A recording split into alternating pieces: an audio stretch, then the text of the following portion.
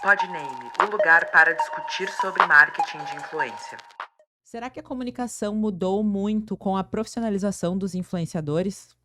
Olá, sejam bem-vindos ao 12º episódio do Podname, o lugar que é para discutir sobre marketing de influência. Estou muito feliz que já gravamos 11 episódios. Esse é o 12º. Esse é o 12º. Isso aí. Quem tem interesse nesse assunto já segue a gente. Você pode também nos acompanhar pelas plataformas de streaming.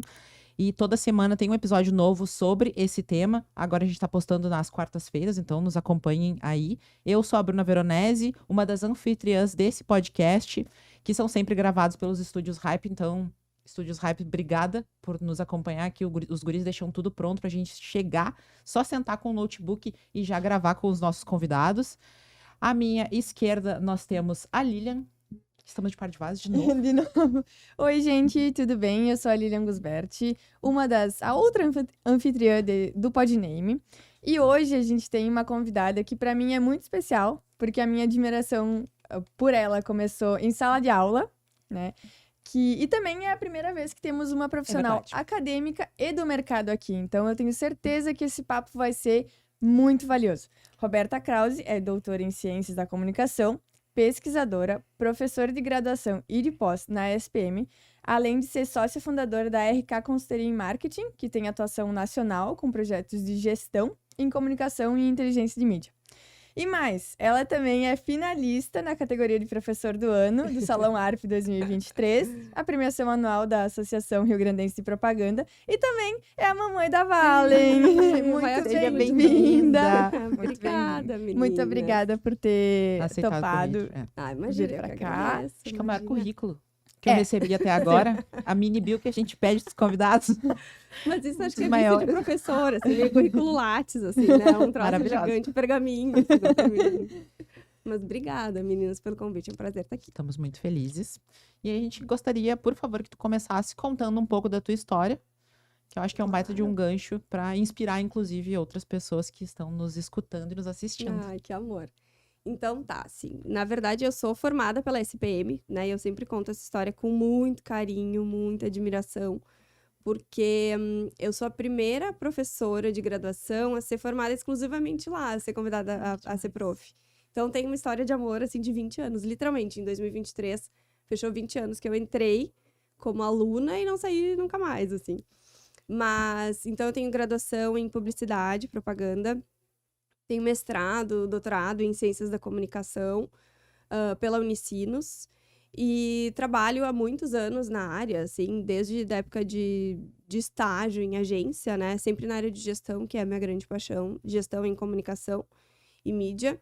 Então, trabalhei por muitos anos em agências de publicidade, as principais aqui do Rio Grande do Sul, depois fui para o grupo Ogilvy, fui trabalhar em Brasília para o grupo Lowy, que foi super legal, um mercado maravilhoso, né, de publicidade.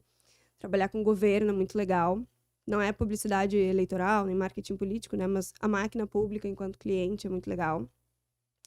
Depois eu voltei para Porto Alegre, trabalhei um tempão no grupo RBS também, na parte de gestão de relacionamento com o mercado B2B, então o mercado agência, né, uma área bem voltada para a estratégia de marketing e comercial.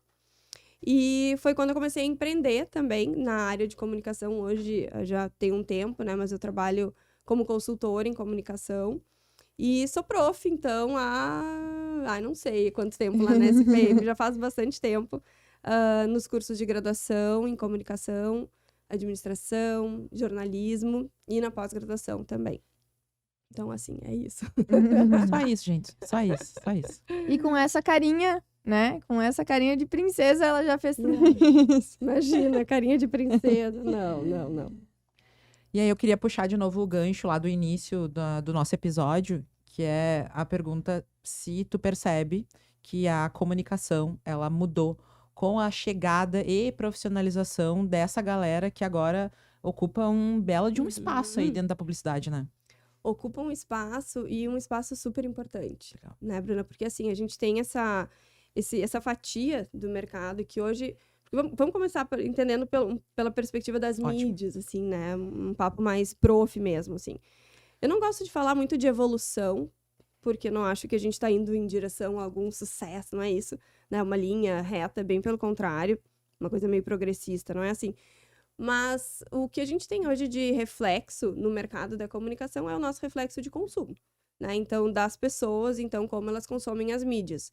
Se a gente for ver, nós sempre fomos influenciados, nós enquanto consumidores, pelos meios de comunicação. Então, vamos pegar exemplo. Talvez a Lilian não lembre, mas a Bruna vai lembrar de novelas que moldam, então, né, gírias, moda, o jeito que a gente se comporta, né? Por exemplo, aquela novela Caminho das Índias, né? Nós eu adotamos assisti expressões, essa. nós adotamos expressões no nosso dia a dia, né? Em português mesmo, super inspirado nessa cultura. E a moda, maquiagem, comportamento, tudo isso acaba reverberando. O que hoje a gente tem no mercado de influenciador é uma certa mudança desse modelo. O que muda hoje é a perspectiva da influência. Então, enquanto antes nós tínhamos, ainda tem hoje, tá? Mas com uma força quase que exclusiva, né, das grandes mídias e, consequentemente, do mercado de entretenimento, como novela, cinema, ditando o comportamento de consumo, hoje a gente tem, ainda bem, um outro mercado que utiliza diversos espaços de comunicação para influenciar também. Então, como a gente tem hoje, que eu adoro, né, o trabalho, e acho importantíssimo essa diversificação de canais, de frentes, de investimento em comunicação, isso impulsiona o mercado como um todo, né? Então, não é só bom para o anunciante ou para quem trabalha com a produção de conteúdo, o creator, a agência, mas é bom para todo mundo. Porque quanto mais a gente insere players no mercado, mais competitivo fica, e a gente fica com um comprometimento muito maior de uma qualidade de conteúdo. Então, meio que todo mundo ganha com isso, né? Essa diversificação. E aí a gente também tem uma mudança muito grande nisso, que é o hábito de consumo de dispositivos, de formatos. Então, hoje o que a gente vê, muito pelo papel do influenciador, do creator, é assim, utilizar dispositivos, formatos midiáticos que têm um contato muito mais próximo com a sua audiência. Então, estou comparando especificamente com TV. A gente não podia reagir ou interagir, melhor dizendo, com uma atriz, né? Com a personagem principal, protagonista da novela X. Era muito distante, né? Super distante. E hoje, com a plataformização das coisas, a gente consegue ter uma intimidade maior. E isso permite um relacionamento melhor. E isso, para as marcas, é ganho.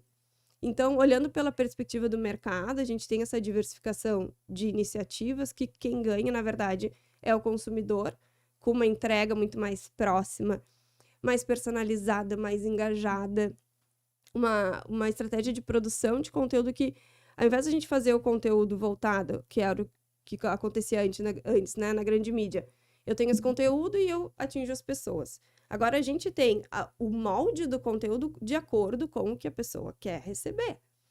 Isso é sensacional para o mercado da comunicação. Olha quantas frentes a gente abre de iniciativas empreendedoras, inclusive, né? De diversificar, onde a gente tinha esse grande budget aí de mídia, hoje ele tá super cross. Pulverizado, né? E que é bom para todo mundo sai ganhando.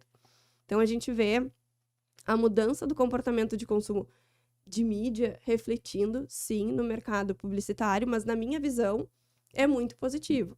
E isso também força os grandes grupos de comunicação a repensar os seus modelos de negócio, né? Então, não só de publicidade, mas de produção de conteúdo, de entretenimento, de distribuição desses formatos, de relacionamento com a audiência. Na minha visão, todo mundo sai ganhando. Claro, nós tínhamos um modelo de remuneração, né, meninas de agência de publicidade, super dependente, né, da mídia, da grande massa, de um grupo específico de anunciantes que era quem tinha o poder de investimento.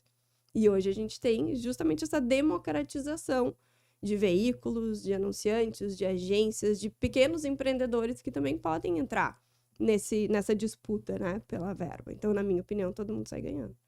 Que interessante, Nossa, né? eu achei excelente.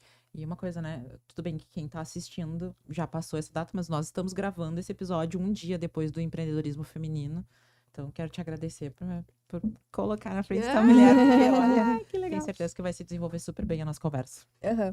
E tu falou, né, disso de atitude de empreendedorismo, eu sei que tu tem uma veia também nisso. Tem. E uma coisa que a gente fala e incentiva bastante é justamente do influenciador se enxergar como um empreendedor. Uhum. Porque ele não tá distante, né, dessa realidade, né, da pessoa que precisa organizar várias... Vários setores, Vários né? setores, realmente é. tudo que tem numa empresa, o influenciador ele precisa saber gerir isso de alguma forma, talvez num volume menor, mas tem que saber. A gente, na prática, a gente lida direto com os influenciadores, com as marcas também, mas a gente tem uma dificuldade muito grande nessa parte da organização, da gestão, Da gestão do negócio, Aham. exato, deles como influenciadores, né? Sim, e isso, acho que é super interessante esse viés que a gente está entrando agora, que é do empreendedorismo, né? Porque, de novo, a gente volta a dar oportunidade nesse mercado para pessoas que têm potencial, para profissionais que têm conteúdo, que têm postura, que têm toda o que a gente espera, né? De qualidade, de empenho numa produção de um material, mas, obviamente, a gente cai na burocratização do negócio. No Brasil, a gente sabe que não é fácil, que tem toda uma série de pré-requisitos, de burocracias, de custos para abrir um negócio. Mas a minha visão hoje é que, assim, o mercado... A gente já passou daquela fase de negar, na minha visão, assim, de... o que existe de mídia é isso, os formatos são esses são os grandes players, e é aqui que a gente vai trabalhar no planejamento, por exemplo, de agência, né? Então, hoje, eu vejo um mercado muito mais aberto e acolhedor para esses novos entrantes, assim. Porque a gente consegue ver resultado. Isso só acontece, não é por ser querido, por ser acolhedor, porque é legal, ser, né, politicamente correto nesse sentido. Não. O que eu vejo do mercado, principalmente de agência e os anunciantes, a gente precisa fazer isso. A gente precisa trabalhar com pessoas, com profissionais que falam diretamente com o nosso consumidor, que agregam valor à nossa marca. Então, a gente precisa investir. Então, nesse sentido, só acontece, né, o mercado só comprou, o grande mercado só comprou essa ideia porque entrega valor para a sua marca e gera relacionamento com o consumidor final. Então, isso eu acho muito legal também, assim, esse acolhimento que eu percebo que já está acontecendo agora. Essa fase de negação, né? Não tem mais o que fazer, né? Não tem mais. Não dá mais. Até não faz sentido negar, Exato. porque entrega resultado. Entrega resultado para o cliente, entrega resultado para a agência, por ser cada vez mais estratégica e entender de relacionamento. A gente está falando não só de visibilidade de marca, de alcance, de afinidade, que são aquelas métricas mais tradicionais, né, de planejamento de mídia. A gente está falando de relacionamento. E relacionamento requer, sim, ter duas pontas conversando, né? Não somente um meio intermediando elas. Por isso que eu acho legal essa visão, né, de plataformização da sociedade, porque assim, ok, de um lado a gente tem a plataforma que se remunera, né, intermediando esse relacionamento, mas na verdade a marca está ganhando, o consumidor está ganhando e o produtor de conteúdo também. Então todo mundo meio que, né, tá nesse bolo, que eu acho que é uma não vou botar entre aspas, uma nova era, assim, desse mercado, porque a gente já passou da fase de negação. Então, agora as coisas funcionam assim. Como era todo atual, mundo... né? como a gente pode se ajudar nesse sentido. Porque todo mundo sabe que agora não tem como voltar atrás. Ainda bem, todo mundo sai ganhando. A gente, enquanto consumidor, sai ganhando. As marcas ganham com isso. Como eu disse antes, assim, é dar oportunidade de aproximação, de relacionamento, de intimidade. Eu não tô falando pela resposta do direct. Não é isso. É a gente conseguir se enxergar.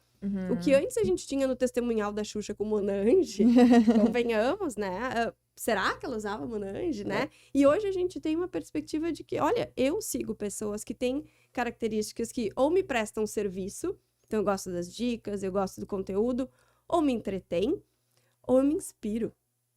Então isso é muito legal, a gente conseguir fazer esse diálogo que antes não existia, né? Um grande formato publicitário, vamos pensar aí num comercial de TV, por exemplo. Fica mais distante. E hoje a gente tem essa possibilidade de aproximar as marcas cada vez mais dos seus consumidores. Que interessante. Eu fiquei pensando que um bom passo... A gente falou no episódio com a Fê Toqueto, de propósito, assim, focando bem no influenciador, é justamente entender as três coisas que a Prof. recém falou, né? O que eu faço? Eu entrego algum conteúdo, alguma dica? Eu entretenho ou eu inspiro? Né? O que dessas três coisas que eu tô Óbvio que às vezes vai ser mais do que um, né? Pode ser que não Claro. seja exclusivamente um. Mas tem que ter no mínimo, né? Mas no mínimo um, né? E qual o objetivo de comunicação que eu tô trabalhando para eu trabalhar com esse grupo de influenciadores ou produtores de conteúdo? Né? O meu objetivo é visibilidade de marca. Sim, mas visibilidade de marca, ao longo do tempo, a gente precisa trabalhar um relacionamento. Então, sei lá, não gosto de fazer aquele desenho de funil, porque funil não existe, na verdade. O funil é assim, né? Não é assim. As coisas acontecem simultaneamente, assim. É mais uma minhoquinha, assim. Mas o que eu gosto é da gente pensar que o relacionamento a partir, né, de plataformas e a partir de influenciadores, ele possibilita uma aproximação. E há quantos anos a gente não tem isso? A gente dependia ou de celebridades para tangibilizar um pouco mais a experiência daquele produto, daquela marca ou serviço, ou de atrizes, atores, enfim, e mesmo assim a gente caía naquele formato tradicional de grande mídia. E hoje em dia, não. E a possibilidade também de criar o conteúdo de uma maneira mais próxima. Então, o creator, ele tem esse know-how. A gente precisa entregar a possibilidade de produção de roteiro, de criação para o creator. Não vir com algo, o briefing pronto da agência ou do anunciante, eu preciso disso. Mas ele é bom na área porque ele entende com quem ele está falando. Uhum. Então, por isso a gente precisa da possibilidade, respeito, obviamente, né, e profissionalismo nessa construção. Então, eu acho muito legal, assim, olhar por essa perspectiva. Não sei se é uma perspectiva otimista, eu acho que ela é muito realista, sabe, desse mercado, assim. Concordo. E tem muitos pontos que tu levantou que a gente já falou aqui algumas vezes sobre essa entrega de valor do influenciador. Entrega de valor para toda a cadeia, para todo o ecossistema dentro do marketing influencer. Isso daí é essencial, né? E eu queria te perguntar uma coisa. Com relação, eu não sei se tu tens mais marcas, atende mais regionalmente ou mais nacionalmente. Nacionalmente. Tá. Tu teria mais ou menos assim como comparar o mercado regional com o nacional, se as pessoas aqui no sul ainda estão muito atrás, ainda tem muita dificuldade sobre entender essa entrega de valor do influenciador como algo que talvez não seja tão tangível sempre. Eu acho que, assim, a visão do nosso mercado, como em geral da comunicação, tá? Comparando com um grande centro, que é São Paulo. A gente tem uma certa resistência ainda, tá? Resistência em todos os aspectos, em termos de precificação, valorização, no sentido de valor, não de custo, né? De liberdade, de criação, de entrega, de diálogo.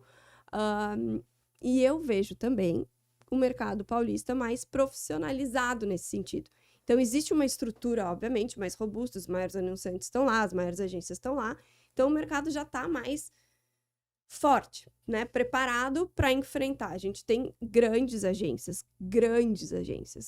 liderando esse pool maravilhoso, né, de produtores de conteúdo, que são essenciais hoje em dia em qualquer planejamento de grande marca.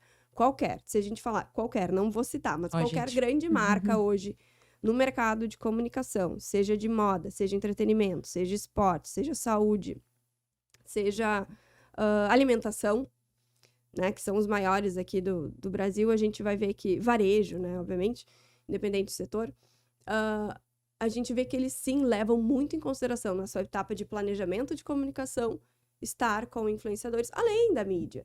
Então, uma coisa ajuda a outra. Enquanto a mídia entrega esse alcance, essa visibilidade, uma certa frequência de veiculação e tal, e também credibilidade, né? Afinal de contas, trabalhar com grandes grupos de comunicação reflete, obviamente, né, valor de marca e credibilidade. Então, eu sou forte para estar anunciando no grupo tal, né? É caro também. Mas, ao mesmo tempo, para a gente conseguir tangibilizar de uma maneira mais humana essa proposta que está na grande mídia, aí o influenciador precisa estar junto, né? Então, eu acho que o nosso mercado aqui, ele está caminhando, mas ainda falta muito no sentido da valorização e a capacidade de entrega desses profissionais para as marcas hoje. Acho que isso dá um baita do com recorde. grande... Por isso que eu pedi para olhar o tempo. Eu ia até perguntar, já responder a pergunta. Onde é que fica a mídia tradicional, né, nesse cenário todo, né? Justamente na credibilidade, em difundir mais o nome, né, numa awareness, mais ou menos assim. E o influenciador justamente com a parte mais humana. Eu achei muito legal isso. Tangibilizar de forma mais humana. Eu achei genial. Nunca tinha parado pra pensar nisso. É porque é super importante. Esse é o papel, né? Menina, se a gente for ver, assim, em dados de mercado, pegando exemplo da pandemia, que foi um momento muito importante, né, para essa consolidação do mercado. O que a gente vê? Olhando pela ciência do comportamento de consumo, agora uma parte mais teórica, assim, né, de aula. O que os autores clássicos do comportamento de consumo dizem? Como que a gente aprende a consumir? Como é que a gente compra? Por que a gente compra as coisas? Então, o estudo, ciência do consumo, nada mais é do que um processo, não é uma coisa certa, mas é um processo de estudo, de análise de como as pessoas selecionam, compram e descartam produtos e serviços. Ou seja, é mega complexo. Tá, mas então o que influencia, buscando analogia, né? O que influencia o comportamento dos consumidores? A gente pode ver principalmente 2 grupos. Influências externas, e aí a gente tem a nossa cultura, que estamos inseridos. Subcultura, então os nichos nos quais, né, circulamos. Religiosos, regionais, enfim. Atividades de marketing, a publicidade entra aqui. A publicidade influencia como a gente compra as coisas, o que a gente deveria comprar e por quê. E como que a gente aprende, isso é bem da ciência do comportamento mesmo, como que a gente aprende a memorizar, como que a gente aprende determinado comportamento. Olha só, vamos pegar um exemplo e eu já volto para o comportamento de consumo. A criança aprende a comer como? A gente dá a comidinha na boca, né? Até ela aprender a pegar o garfo, a colherinha sozinha, enfim, e comer. Ela aprende na observação, certo? Então, ela tá vendo o cuidador, a babá, a mãe, pai, enfim, familiar, pega a colher e faz isso. Então, a próxima vez eu vou fazer esse movimento. Ou seja, estou observando alguém e eu vou imitar esse comportamento, vou repetir. O nosso comportamento enquanto consumidor, ele está muito associado àquilo que a gente é exposto. Então, o que a gente enxerga? O que a gente sente? Sente no sentido de percepção mesmo, que tem a ver com os nossos sentidos. Então, visão, paladar, olfato, entra aí o marketing experiencial que surgiu por causa disso, né? Cheirinho, marketing olfativo, etc, né? Cheirinho das marcas, Melissa, Farm, etc. Então, como que a gente poderia pensar nessa perspectiva, né, do aprendizado do consumidor? Por que as pessoas, melhor dizendo, como que as pessoas aprendem a consumir? Voltando para a pandemia, vocês viram, devem saber o absurdo que foi o aumento gigantesco do consumo de vídeos e a consolidação de grandes plataformas como o TikTok. E o consumo de formatos curtos, né, vídeos curtos e tal. Porque nós, enquanto seres sociáveis, ficamos restritos à socialização devido ao isolamento social. Isso implica em eu vou buscar outras formas de socializar. E uma das formas mais claras da gente socializar é a gente se enxergar, né? Então, além do FaceTime, né, da chamada de vídeo, os vídeos, a produção de vídeo e o consumo de vídeo aumentou muito justamente por essa característica da gente ter necessidade de se ver, de ver o outro. Identificação, exato. Então, este formato reflete super bem como o comportamento humano, então, molda as mídias e vice-versa. Como as mídias também moldam o nosso comportamento. E não tô falando no sentido negativo, bem pelo contrário. Como a gente tem exemplos, assim, de BookTok, por exemplo, né, no TikTok, assim, acho sensacional trazer a literatura em um formato no qual é mais atraente para um grupo específico, né, de consumidores. Então, isso eu acho muito interessante, né, a gente entender como que independente da faixa etária, da marca, enfim, a plataformização da sociedade, ela chegou como uma nova forma da gente consumir conteúdo, seja de moda, entretenimento, gastronômico, educação, enfim, e como, hoje em dia, isso pulveriza o nosso hábito de consumo. Acho isso sensacional. A gente tem... todo mundo ganha, de novo, assim, é muito positivo para todo o mercado, né? Mas, voltando ao aspecto, né, de comportamento do consumo, assim, né, da ciência de comportamento do consumo, quanto mais a gente teve o crescimento na pandemia do consumo de vídeos, mais a gente teve a consolidação desse formato de entrega de comunicação. Isso significa que a gente parou de negar e parou, e começou a sumir. Então, o vídeo especificamente é, obviamente, um retrato de como eu gostaria de me ver, como eu gostaria de ter o meu estilo de vida. Isso é ciência, na minha opinião. Uhum. Comportamento do consumo é todos esses aspectos externos, então, como marketing, cultura, subcultura, etc., dados, né, demográficos, influenciam a minha autoimagem e o meu estilo de vida. Agora, eu sou um indivíduo, vocês são indivíduos diferentes, e como vocês percebem as coisas tem a ver com a percepção Exato. e o aprendizado de vocês. Por isso que eu comecei falando da criança que aprende a comer observando os demais. Isso é resultado, então, da nossa vida individual, da educação que eu tive em casa, dos valores que eu tenho que vocês têm, do que vocês enxergam como bom, como ruim, depende do que a gente foi exposto, de novo, exposição, atenção, e depois como a gente gera isso, então, como forma de consumo. Então, é toda uma ciência super complexa, mas, resumidamente, comportamento de consumo, influências externas, e aí entra o marketing, a comunicação super forte, e as influências internas, que tem a ver com a minha percepção, a aprendizagem, a memória que eu tenho do Papai Noel no Natal, e aí a Coca-Cola, e a minha família, e era bom, e é presente, é feliz, e pá, então eu tomo Coca-Cola. Obviamente não é um processo tão consciente, mas se a gente for estudar a ciência de comportamento de consumo, nós vamos pelas nossas necessidades, pirâmide de Maslow. Lá embaixo nós temos as nossas necessidades básicas fisiológicas, comer, beber e ir ao banheiro. E nós temos lá em cima, no topo da pirâmide, o quê? Status social, né? Então, como a gente pode fazer essa relação entre cada uma de nós aqui vai ter um interesse de jantar. Eu vou querer jantar sushi, a Lilian vai querer jantar, sei lá, salada, eu não vou querer hambúrguer. Por que cada uma de nós tem necessidades específicas? Opções específicas para a mesma necessidade. Todo mundo tem fome. Mas a minha opção de jantar vai ser diferente conforme o meu estilo de vida, a minha cultura, o ambiente que eu tô, as circunstâncias que eu estou, né, o ambiente que eu estou, a verba que eu tenho disponível para isso. E isso é muito rico, né, da gente entender sobre comportamento de consumo. Que interessante essa relação. eu achei muito legal. Eu fiquei aqui. Porque realmente, se fosse só uma necessidade básica, a gente teria ali. Todo mundo estaria satisfeito Arroz, com a feijão. mesma coisa. Todo Exatamente. mundo arroz, feijão, Arroz, satisfeito. feijão, todo mundo se veste igual, todo mundo se comporta igual.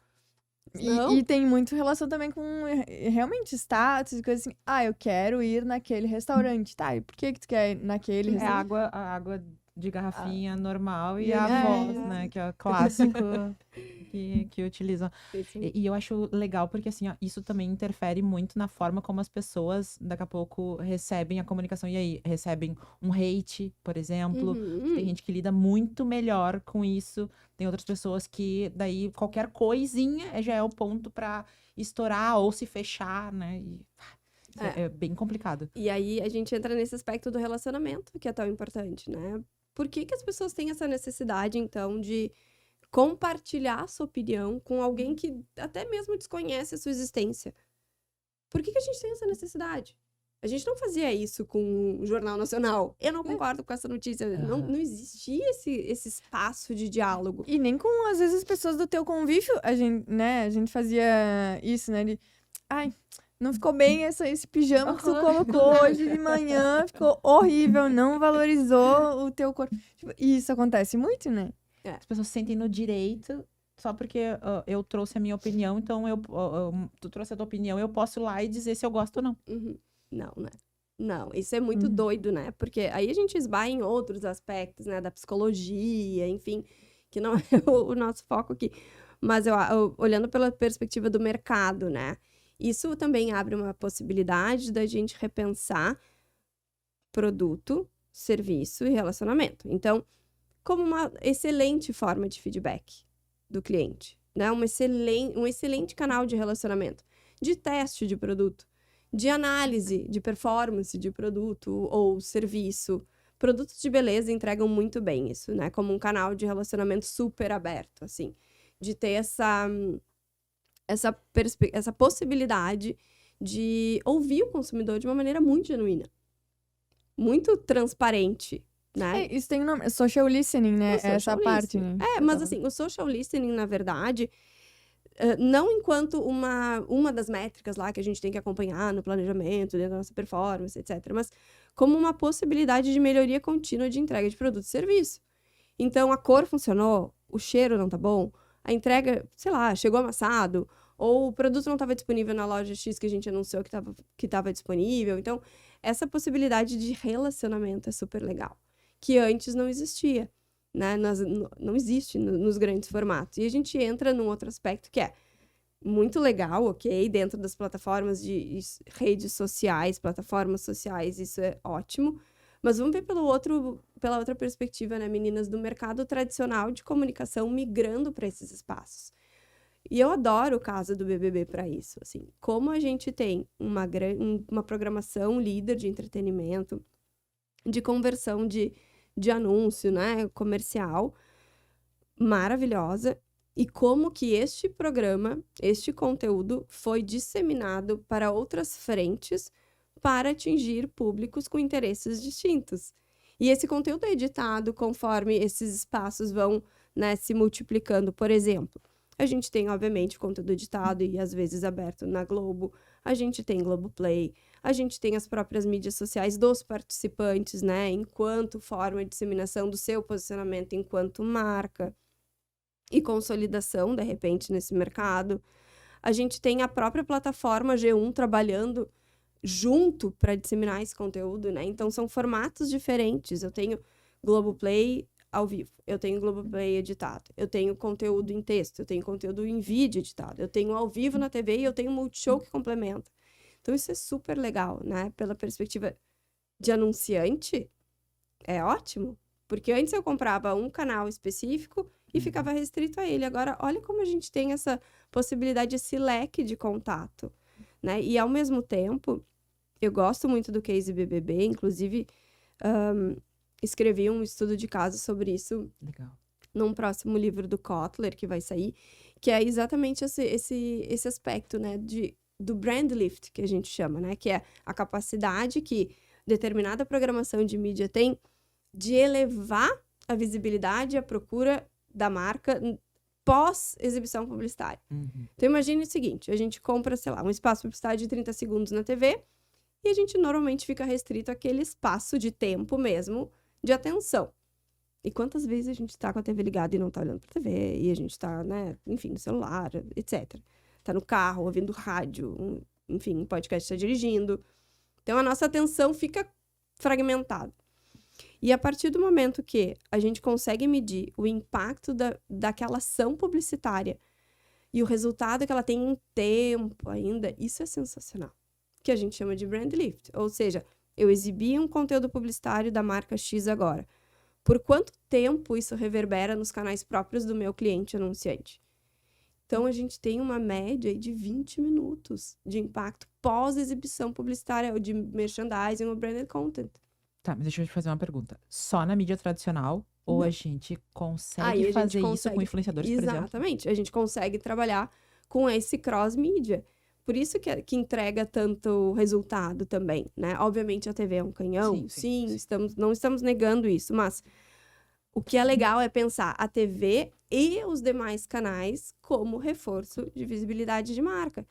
Então, a gente tem, numa média, aí de 20 minutos. Ou seja, eu fiz uma ação de merchandising, isso impactou nos próximos 20 em procura orgânica pelo site do cliente, em compartilhamentos na rede social, em novos seguidores da marca, em venda, em visibilidade. Então, isso é muito legal, né? Comprova, de novo, a força que a gente tem em trabalhar com um leque de comunicação e como isso impacta em venda e visibilidade de marca. No final, é isso que a gente quer. Nossa, Eu tô arrepiada e nem é do ar-condicionado. Porque eu pensei justamente numa questão que a gente enfrenta às vezes, porque o relatório que a gente faz para uma marca, né, quando tem uma ação paga e tudo mais, ele vai ser puramente daquele resultado daquele mês, não passa daquele mês, né?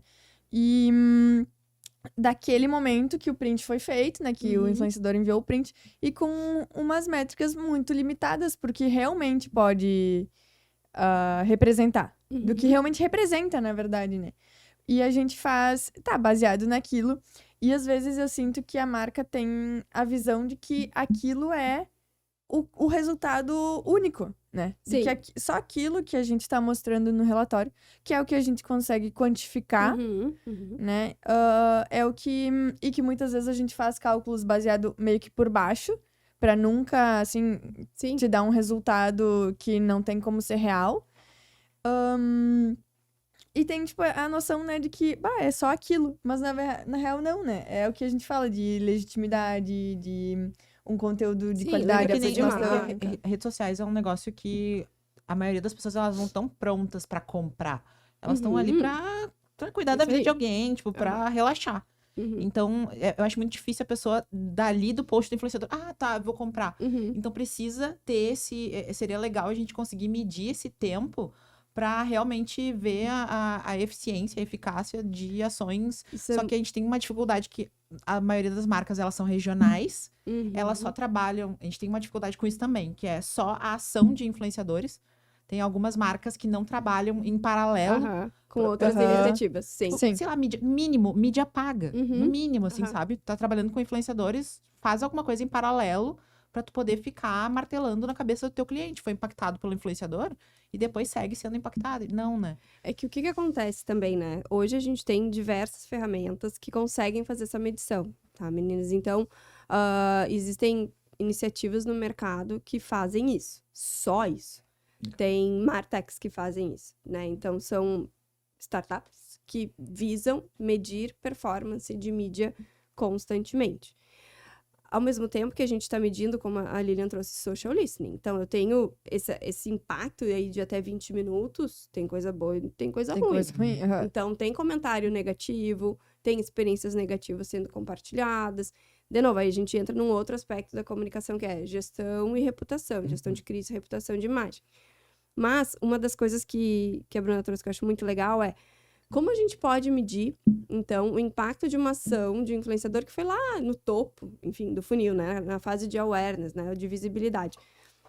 Uma das iniciativas que eu acho muito interessante é a gente trabalhar com métrica por atribuição. Que é o seguinte, olha, a gente não pode entregar o sucesso da campanha só para aquela iniciativa lá do Last Click. Não é justo.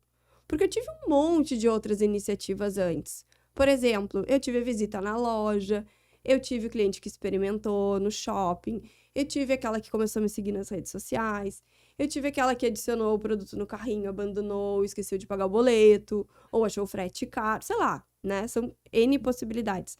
Mas o que a gente chama por atribuição é justamente isso, assim. Eu vou analisar todos os pontos de contato e ver qual o papel mesmo de cada um deles nessa conversão.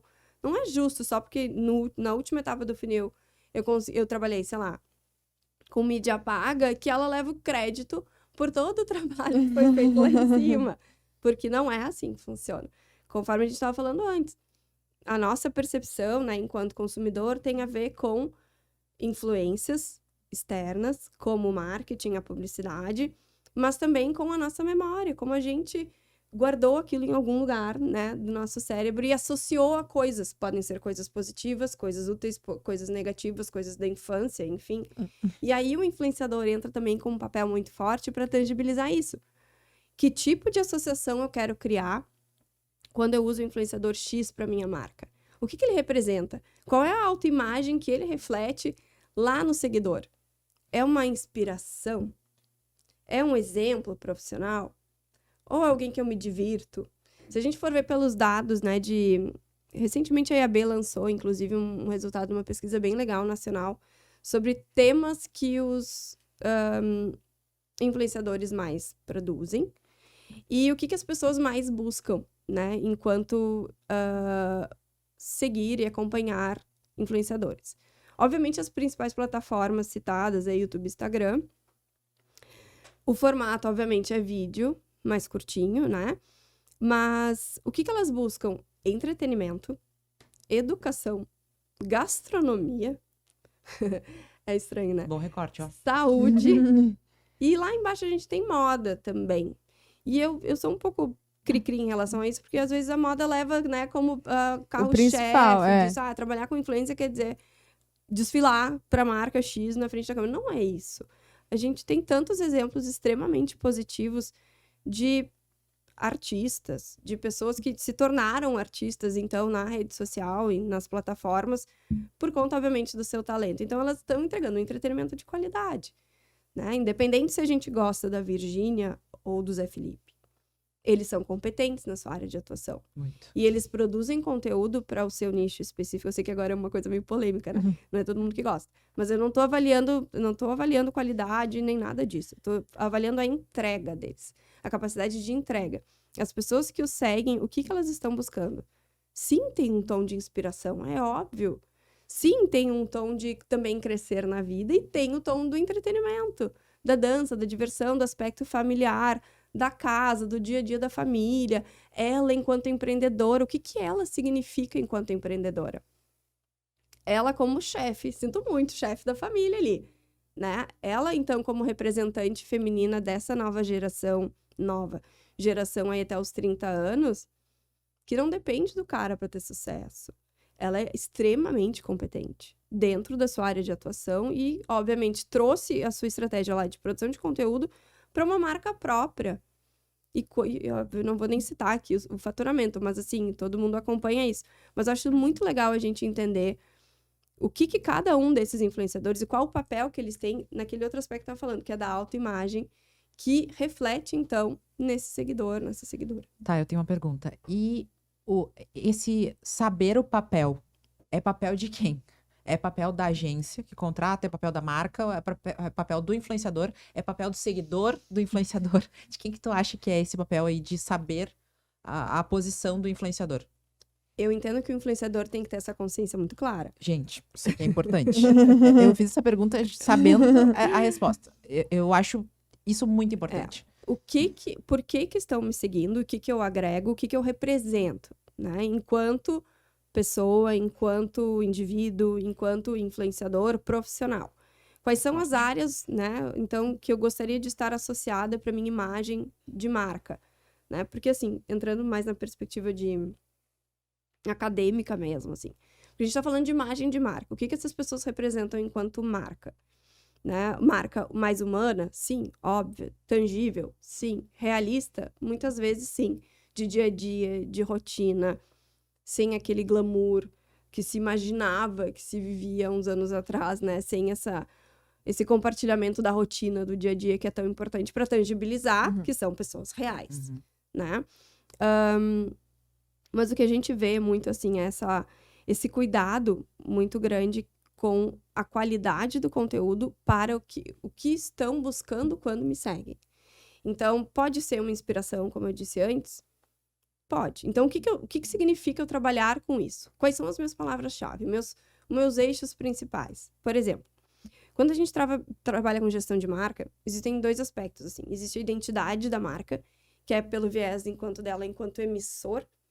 Quais são os aspectos que eu quero falar, que eu quero construir para a minha identidade, meu DNA?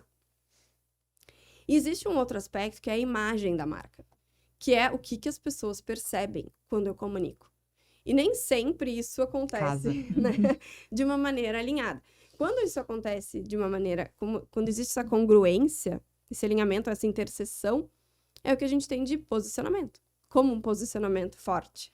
Ou seja, eu quero ser percebida assim, de fato as pessoas, os consumidores me enxergam com esses atributos, então, ok, a minha marca é forte nesse sentido. Quando a gente não tem essa congruência, esse ponto de interseção, eu não tenho um bom posicionamento. Só que vejam, isso só acontece quando existe essa identificação. O que é dito é percebido. E o que é percebido é feito o que a gente chama de imagem de marca, que é resultado das nossas associações enquanto percepção. Então, isso é muito legal, né? Da gente entender, como perspectiva comunicacional, que realmente as marcas mais fortes estão, sim, preocupadas com o que as pessoas percebem sobre elas. Tá, Roberta, e trazendo para uma realidade bem menor, aqui que seria a questão dos influenciadores e até de contas, daqui a pouco são bem pequenas. Como que essa galera poderia fazer essa associação, descobrir esse posicionamento dele, se o posicionamento tá de acordo ou não? Porque para uma marca grande, a gente contrata uma agência, alguém para poder buscar essas informações pra gente. Mas um influenciador, como é que ele pode fazer para conseguir casar isso tudo que tu trouxe? O primeiro passo, na minha opinião, pra gente conseguir ser bem aceito, né? E ser identificado fortemente com esse público é entender quem são essas pessoas, Legal. né? E o que elas buscam. Então, características, né, desse perfil, o estudo do perfil do consumidor é essencial. Porque não é um viés que é o seguinte: o que as pessoas querem ouvir, então eu vou falar o que elas querem ouvir. Não, eu vou procurar pessoas que estão de ouvir o que eu quero falar. Não. É o contrário. Eu vou falar o que as pessoas estão dispostas a ouvir. E como eu posso me relacionar com elas. Então, por isso que o estudo de audiência, de público, enfim, é essencial para a gente construir uma boa identidade de marca. Eu quero ser percebida assim, eu vou construir a minha marca com esses pilares, com esse DNA, porque pessoas estão dizendo que querem ouvir sobre isso. Então, essa é a construção, marco zero. Conhecer o que as pessoas querem ouvir, estudar, se entreter, enfim, qual o perfil delas. E a partir daí eu vou entregar o conteúdo que elas querem, não o contrário. Né? E aí que a gente tem uma grande miopia também de comunicação, né? Tanto de marcas, como influenciadores, quanto plataformas. Que é, eu quero dizer isso. Quem quer me ouvir? Não, é o É o contrário. contrário. O que as pessoas querem ouvir, então como eu posso agregar no que elas estão dispostas a ouvir. E também relacionado com aquilo que faz sentido pra pessoa, né? Porque eu não... Claro. Ah, tá todo mundo falando sobre Taylor Swift. É, momento. Agora eu vou Momento. entrar na trend, porque todo mundo É, fala. eu não... Sabe, gente? Aham. Assim, ó, muito legal, muito feliz que as minhas amigas foram, viram o show e tudo mais. Mas eu fui no Red Hot semana passada, que é Uhum. o que faz sentido pra mim, né? Mas eu acho que é mais nesse sentido, né? O que elas querem ver, ouvir sobre Uhum. o assunto que eu domino, tenho interesse, gosto, quero entrar na conversa, né? Acho que um exemplo bem sucedido e mal sucedido dessa história é o Barbiecore, né? Que aconteceu uns meses atrás, assim. Independente se identifica ou não com a pauta, tinha que entrar na trend da Barbie. Não, né? Meu Deus, quantos memes a gente viu sendo compartilhados por aí, assim, dessa obrigação de entrar, né, na pauta do momento só para não perder. Porque, assim, também trabalhar com digital, vocês sabem disso, é a gente ter um senso de oportunidade muito forte. Então, esse senso de oportunidade também precisa estar associado com o target com o qual eu me relaciono. A Barbie é um momento, ok, mas faz sentido eu, enquanto consultório Dentro, médico, botar meus colaboradores para fazer uma dancinha e... Será? Será? Será? Não Né? é certo ou Dependendo. errado. Não existe, eu acho que não tem uma resposta certa ou errada, Não. né?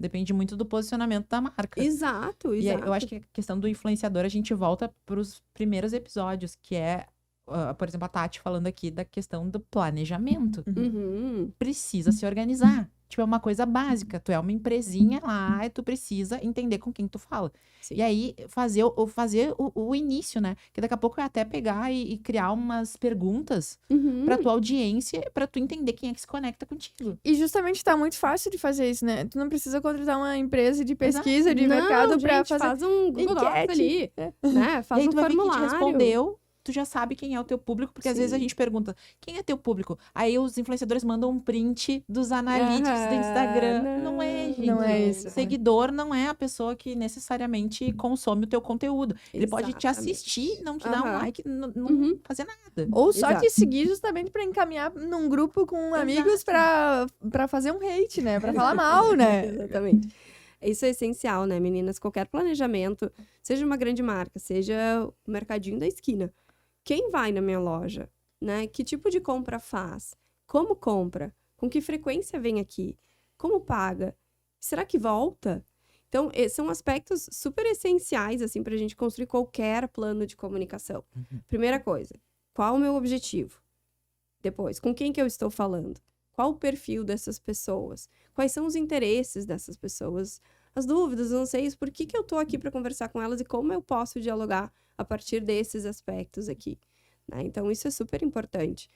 O planejamento, não só o planejamento de comunicação, né? Mas o planejamento do produtor de conteúdo. Então, enquanto empreendedor, é essencial também. Não é a gente conseguir, como falou, né? Ah, tira o print aqui, esse é o perfil. Não é isso. É a gente fazer, de fato, um plano de negócio, então, porque dentro desse ramo de atuação, desse nicho, eu vou falar com esse perfil de pessoas, ok, o que interessa essas pessoas? Como eu vou abordar determinado aspecto? Qual vai ser meu tom de voz para trabalhar determinados aspectos com elas, né? Ou o meu DNA social para trabalhar, então, enfim, acho que isso é básico, a gente entender com quem que a gente vai conversar, e aí depois eu crio as minhas estratégias de forma. Porque eu adoro o Washington Oliveto, um super publicitário, ídolo, e ele diz tem uma frase dele que diz assim, a gente tem um problema muito grande em comunicação quando a forma vira conteúdo. Porque daí a gente tem o inverso das coisas. Ou seja, eu preciso fazer nesse formato porque é o formato que tá bombando, ou é o formato que tá na trend, ou é a pauta que tá bombando. Não. Eu preciso me preocupar com o conteúdo. E depois, sim, eu vou adequar aos formatos disponíveis no mercado, enfim. Né? Então, eu acho que isso reflete muito, né, do que a gente vê hoje, principalmente no TikTok também, né? A exigência, assim, de precisa estar lá. Ok, acho que tem que estar lá. Dependendo com quem você tá conversando, tem que estar lá. Mas é na dancinha? Né? Vamos repensar isso, assim. Como a gente pode, de verdade, entregar algo relevante? Se for a dancinha pra entreter, tudo certo. Certo, né? Sim, não tem nada de errado com Mas isso. não, óbvio que não. Mas o que é, na minha opinião, enquanto profissional da área, é pegar fórmulas prontas e adequar o meu negócio e inserir com ela abaixo ao meu consumidor. Não é assim que funciona.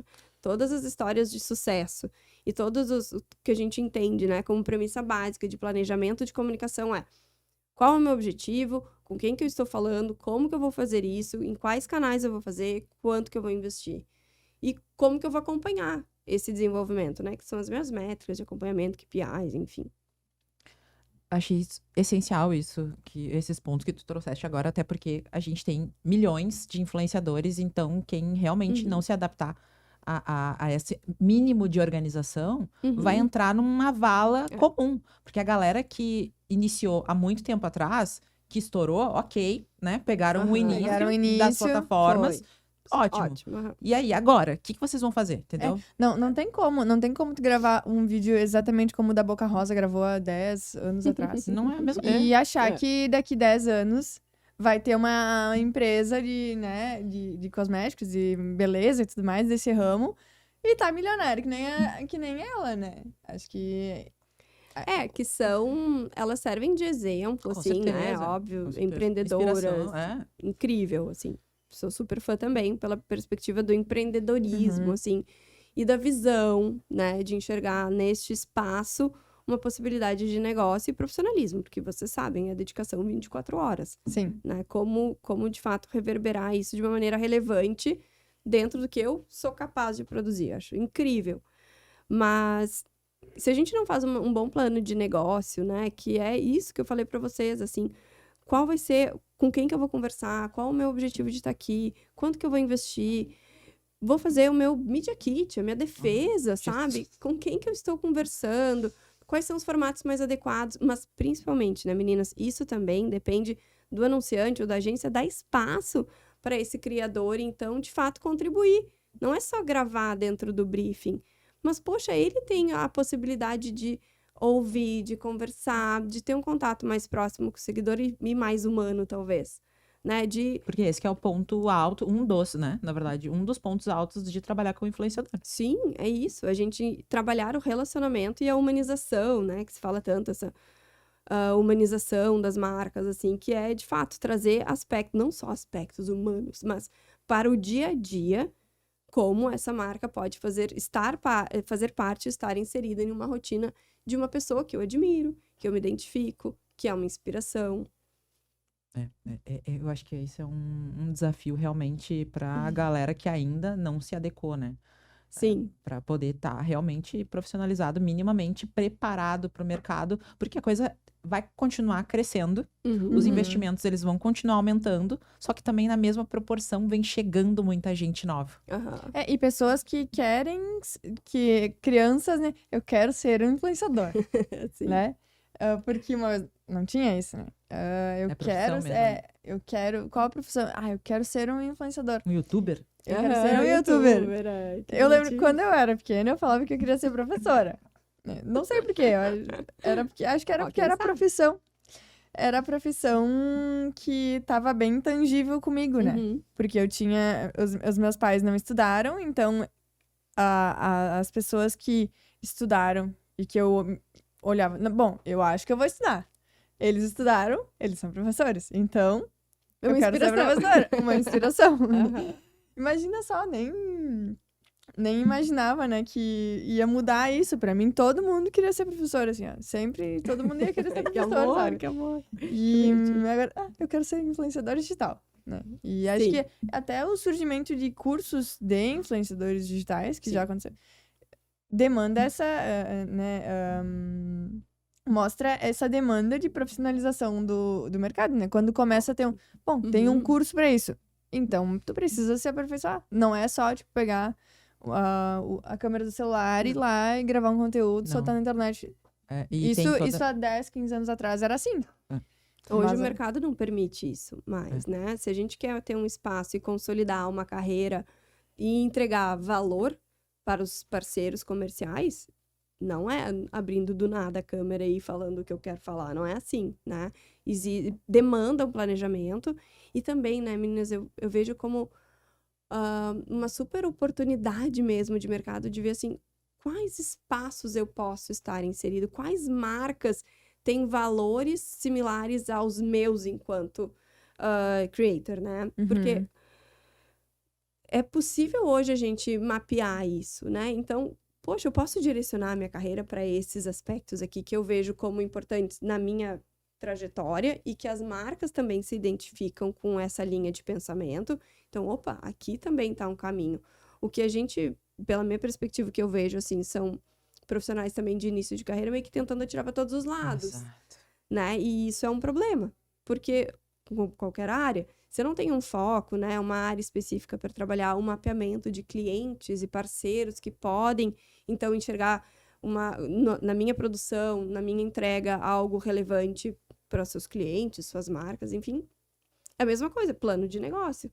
Para quem e como eu vou fazer essa minha entrega ser relevante. Como a Lilian trouxe antes, assim, né? Profissão de futuro, né? Inspiração, quero ser professor, quero ser youtuber.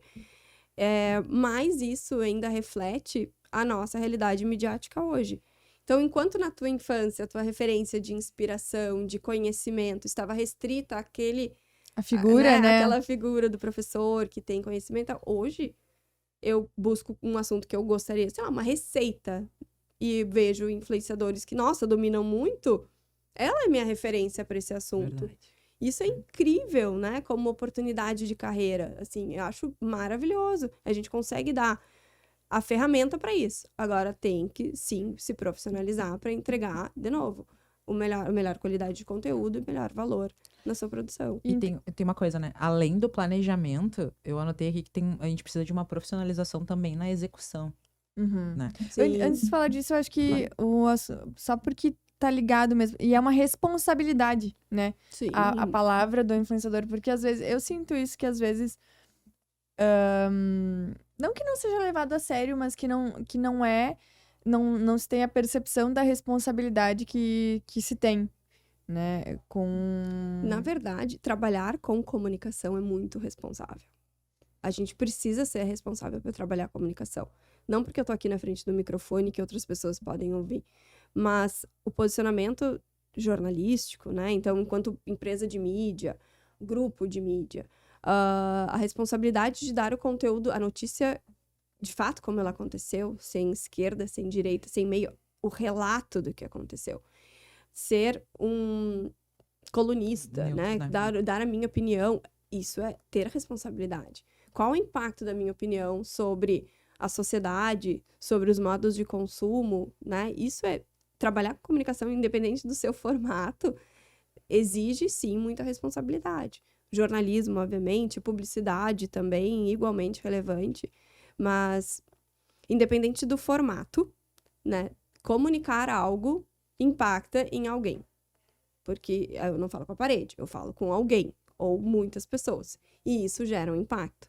Então, essa perspectiva da responsabilidade é essencial para trabalhar com qualquer formato midiático. Pode voltar agora para Não, execução. eu fiquei pensando mesmo nessa questão aí da responsabilidade E às vezes eu sinto que tem pessoas que daqui a pouco estão num momento difícil, né? Em alguma situação complicada, e elas não param pra pensar que aquilo ali que elas estão falando, às vezes num momento de raiva, de ódio, enfim, pode impactar negativamente em alguém, né? E isso é difícil, porque acho que se mescla muito, né, a relação profissional com o pessoal, né, no Instagram, principalmente, né, quando a gente for pensar nisso, assim, que é talvez a maneira mais ágil da gente fazer isso, né, sem tantas edições demoradas, tá? Então, aqui abro minha câmera e falo que eu tô afim. E isso tem um impacto para os meus parceiros comerciais, os anunciantes que estão comigo, para a agência que trabalha comigo, né, para toda a minha equipe que está por trás, na produção, enfim. É profissionalismo, gente. Então, assim como eu, enquanto jornalista, não sou jornalista, sou publicitária, mas eu, se fosse jornalista, não posso escrever qualquer bobagem, mesmo que seja colunista, né, que eu sou paga, então, para dar minha opinião sobre determinado aspecto, eu tenho que entender o impacto daquela coluna, seja daquele áudio, daquele vídeo, né, daquele conteúdo. Ele gera um impacto. Então, a mesma coisa, eu, enquanto creator, qual o impacto da minha opinião sobre as pessoas que estão acompanhando a minha produção? Não só seguidores, como marcas e parceiros. Antes de tudo, profissionalismo, né? Lembrando, daí eu estava falando lá atrás sobre essa questão da influência, que tem as externas e as internas. Então, Isso. tem coisas que talvez venham do coração ali, Exatamente. que eu não poderia trazer, É. porque Exato. realmente vai impactar em outras pessoas que estão me assistindo, que estão confiando no que eu falo. Então, o coração, às vezes, ele né?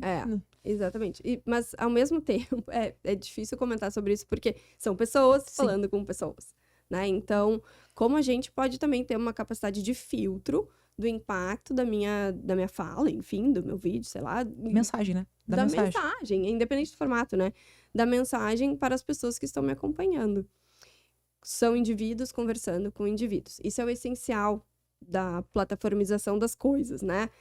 Existe algo tecnológico que possibilita o contato entre as duas pontas, então.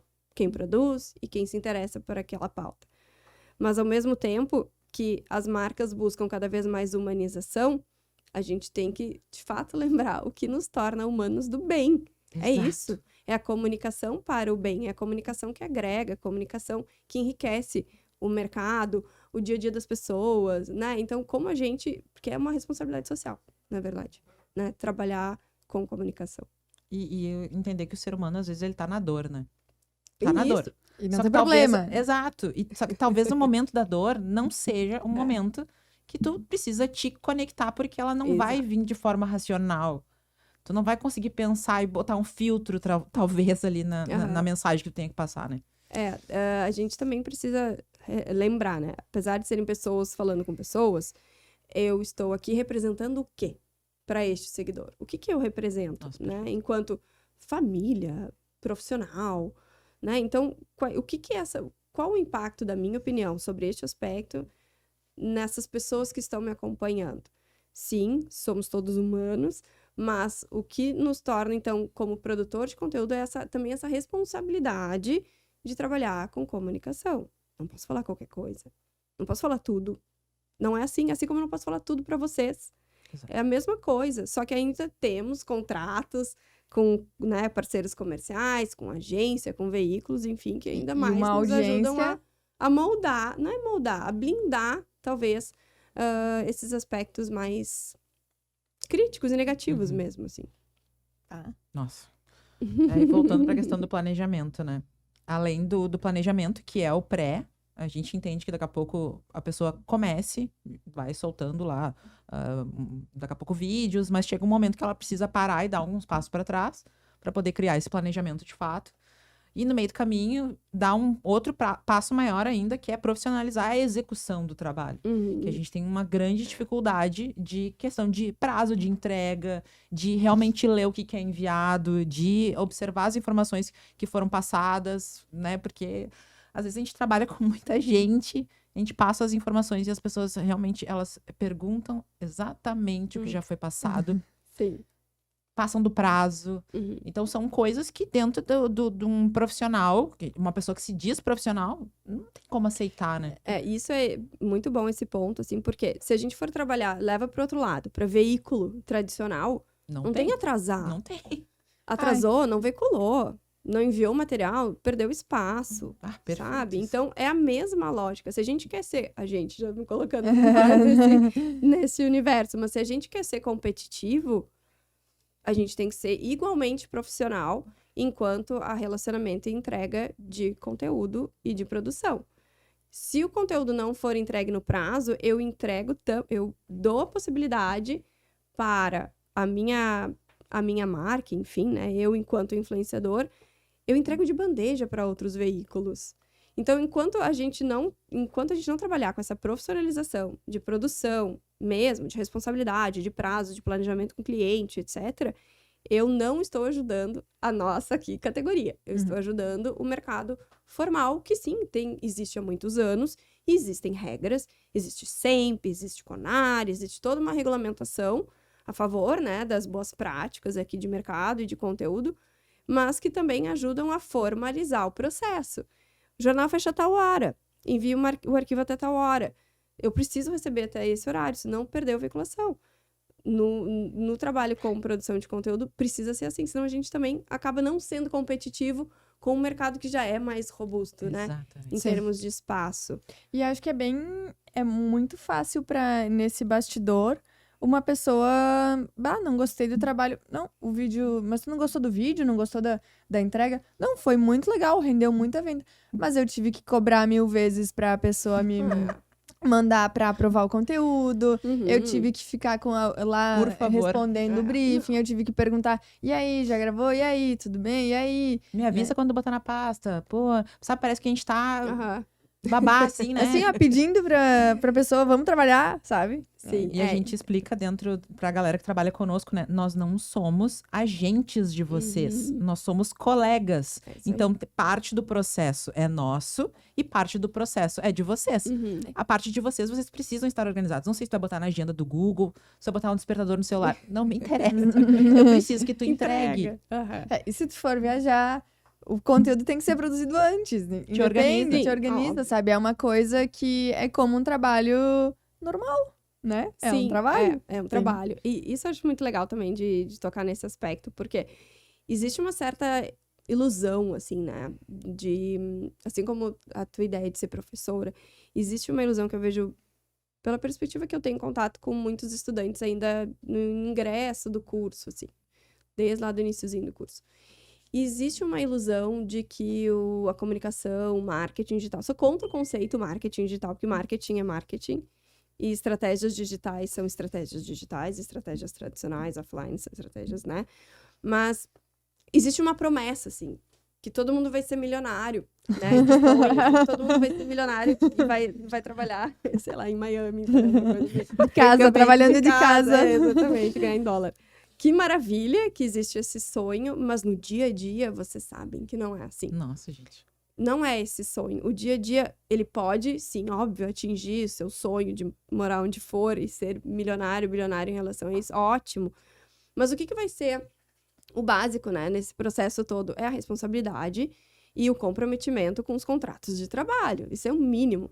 Então, os meus clientes precisam de determinado material no prazo X, eu preciso produzir determinado material, ou eu tenho responsabilidade em tal evento assim, assim, assim, e me portar assim, assim, assim, porque é o que a marca espera e tá alinhado com o meu posicionamento enquanto marca. Então, existe essa... Eu vejo muito isso, assim, nos jovens mesmo, assim, de 18 anos, sabe? Essa utopia. Que bom que eu não entrei na faculdade com 18, daí eu não me incluo nesses Eu não tô também limites. generalizando, tá? Mas, assim, eu vejo que isso aflora em determinadas conversas, sabe? E alguns já estão empreendendo e enxergando que, opa, não é bem assim, eu preciso ralar muito, é sério esse negócio, não é só abrir a câmera do celular e falar que eu tô afim, não é assim. Mas também tem outros que ainda estão entendendo como é que funciona esse mercado, né? Como é que eu posso me... muito, né? E tá qual área... tudo bem, mas aí, no momento que tu tá testando, talvez não seja o momento de exigir tanto das marcas. Exato. Mas, ao mesmo tempo, olha só, esse é um aspecto legal da gente entrar, porque é o seguinte, a partir do momento que a gente não exige das marcas, né, um profissionalismo, a gente não está ajudando a categoria como um todo, né? Então, se eu, enquanto ingressante no mercado, obviamente eu vou ter um preço mais competitivo, porque ele é proporcional à minha experiência, né? Tempo de experiência, minha capacidade de comprovar, então, a minha entrega. Mas isso não é bom para o mercado. Ao mesmo tempo que a gente tem diversos jovens, não estou falando de alunos, tá? Mas jovens que estão empreendendo, abrindo suas pequenas agências e tal, né? De produção de conteúdo ou de tráfego pago, por exemplo. E que tem um preço de mercado muito mais abaixo do que os players que estão aqui há mais tempo. Isso não ajuda, né, a gente equalizar esse nível de entrega e de precificação. Eu entendo que é uma disputa, sim, por ingresso de mercado. Sou ingressante. Como que eu vou disputar as agências ou os serviços que já existem? Preço. Isso é óbvio, né?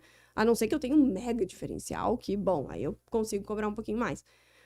Mas isso também acaba, né, diluindo um pouco essa percepção de valor de investimento em comunicação digital. Ah, mas me cobrou, sei lá, vou chutar aqui, R$1.000 para fazer tráfego, é um monte. Tá, tudo bem, então vamos pensar pela democratização da comunicação digital.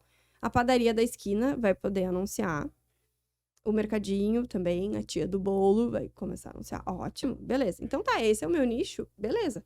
Agora, a partir do momento também que esse pequeníssimo empreendedor tá competindo com agências de pequeno porte e tem uma entrega parecida, em termos de tabela, tá? E um preço bem mais baixo, não ajuda também, né? Então, enfim, a gente tá nesse momento, eu acho, assim, desse sonho, dessa utopia de que eu vou ser empreendedor digital, em comunicação digital, enfim, independente do formato. Mas existe, de novo, a gente volta para aquele aspecto da responsabilidade de trabalhar na nossa área, como um todo, né? Como existe tabela, gente, tabela de agência, não é para valorar como eu tô afim. Existe uma tabela do sindicato que me dá uma noção de quanto que deveria ser cobrado para criar, para layoutar, para criar arte, para redação, para finalizar, para fazer planejamento, para fazer atendimento, quantas horas isso demanda. Então, é justamente para, olha, existe um padrão aqui que se espera, né? Isso é uma coisa até um bom lugar para influenciadores acessarem e entenderem um pouco mais sobre a precificação. Porque eu acho que isso, para ti, deve ser uma pergunta que vem bastante, né? Nossa, Como eu precifico o meu isso que eu ia trabalho? falar agora, eu acho que é o ponto... O ponto, assim, ó, chave, né? É gargalo real no negócio. Gargalo como é precificar o trabalho. precificação. No mercado publicitário, a gente tem a tabela, né, do Sindicato das Agências, que tem ali uma relação super completa, assim, de formatos, de tempo de dedicação em horas, quanto que isso poderia estar envolvido dentro de uma agência de publicidade padrão. E essa tabela é por estado. Então, aqui no Rio Grande do Sul, nós precisa estar associado ao sindicato e pagar um valor X ali da tabela, que ela é atualizada anualmente. Mas também existem, eu estava lendo um artigo esses dias sobre o modelo também de precificação de trabalho de creators baseado em performance. Que é o CPA, na real, né? A gente compra a mídia conforme o cliente comprar o produto, que é o custo por aquisição. Então, acho que esse pode ser um caminho também, porque a partir do momento que eu tenho essa confiança de que eu vou conseguir converter, pode ser um caminho. Eu faço uma proposta comercial, enfim, com base na minha responsabilidade de conversão lá embaixo. Legal. Pode ser um caminho. Ou pode ser associando, né, a visibilidade tradicional de mídia digital. Tabela, quantas pessoas eu alcanço, qual a minha média de custo para produzir isso, qual o meu valor hora, que é normalmente o que a gente faz também em agência, independente, né, da tabela, eu posso ter uma cobrança a partir de horas dedicadas àquele projeto. Sim, só que eu preciso saber qual é o valor hora, né? Quanto que eu custo, qual é o meu custo por hora para produzir qualquer coisa. Para eu tirar, né, meu trabalho aqui, em uma hora, custa R$600, vamos supor. Tá, quantas horas eu preciso para trabalhar num planejamento não sei o quê? X horas vezes R$600. Então, tudo a gente tem que também equalizar questão de custo, de produção, de locação, de deslocamento, etc., para chegar num valor que, obviamente, traga um retorno financeiro para quem está produzindo, né? Não é ONG. Sim. A gente precisa, né, pagar almoço. Então, esse é um dilema bem interessante, né, para trabalhar com produtores, porque, de novo, a gente volta para aquele aspecto, né, de uma cobrança super da permuta, que ok, determinada estratégia vale, mas assim, será que isso valoriza o mercado? Os recebidos, né? Assim, será que isso valoriza? O recebido, será que ele, por si só, ele entrega valor? Qual o papel, a gente está falando de métrica de atribuição, qual o papel do recebido lá na conversão, na venda do produto lá na loja? Será que neste formato, não tem resposta, será que neste formato, dentro do mix de mídia que eu utilizei, ele foi responsável por converter? Pode ser que na visibilidade inicial, sim. Pode ser que sim, eu vi que alguém recebeu, que comentou, que adorou, parará, e isso me gerou com outras estratégias de mídia que eu visualizei, que eu interagi, enfim, que me levaram a lembrar a marca e buscar lá na loja física, por exemplo. Então, isso é muito legal da gente pensar, né, esses modelos de remuneração, porque é tudo muito novo também. O que eu vejo aqui no Sul, assim, ó, quando os influenciadores me chamam, e no mínimo, assim, 3 pessoas por semana me chamam perguntando: recebi esse trabalho aqui, o que tu acha que eu devo cobrar? Já perguntou pra agência qual é a verba disponível? Sim. Pra começar. Não perde seu tempo, sabe? Ah, não, vou perguntar. Eles falaram que tem R$600, R$800, R$1.000. Tá, e tu quer trabalhar com essa marca? É importante Que às vezes também é um pouco disso, né? Lógico. Eu quero ter essa marca associada meu ao meu nome, no meu portfólio, é isso portfólio. aí. São coisas que são incalculáveis, né? Então, pra ti é importante, então vai, né? O que eu poderia sugerir, assim, de ideal pra gente conseguir fazer uma valoração, tabelinha de quanto custa pra fazer cada coisa, é qual o meu valor hora? Com base no meu alcance, nas minhas interações, na visibilidade que eu gero pra marca, na conversão, então, que eu gero pra marca lá no final.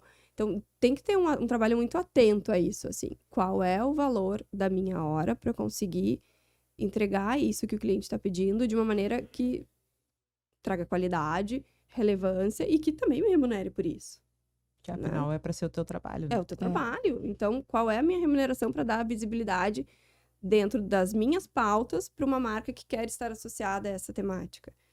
Primeira coisa é a gente conseguir ter uma noção de hora. E hora, como que a gente pode chegar nisso? Então, a tabela do sindicato, das agências, pode ajudar nesse sentido, assim. Mas o mínimo é, qual o meu custo para fazer isso? Então, o meu custo não somente de produção, meu custo de vida.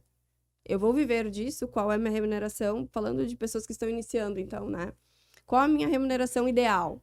X mil por mês. Quantos projetos? Eu vou trabalhar tantas horas por semana. Eu vou trabalhar, sei lá, quantas horas por semana? Qual seria a minha remuneração para isso? Qual o meu custo com contabilidade?